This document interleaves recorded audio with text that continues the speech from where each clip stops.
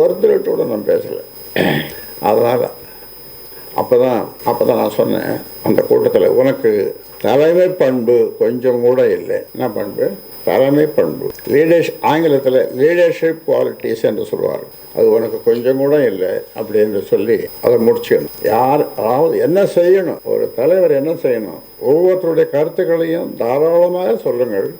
என்னை விமர்சனம் பண்ணவங்களும் சொல்லலாம், தாராளமாக சொல்லுங்கள், நான் குறித்து கொள்கிறேன்.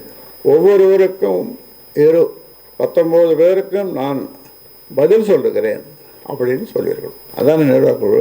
ஆனால் ஒருத்தர் பேச ஆரம்பித்தார், போட்டு கடிச்சு குதறிட்டார் அவர். அப்புறம் எல்லாருமே நமக்கு எதுக்கு இந்த ஒம்பது, நமக்கு எதுக்கு இந்த ஒம்பது, அவ்வளோதான். இதுதான் நிர்வாகக்குழுடைய லட்சணம்.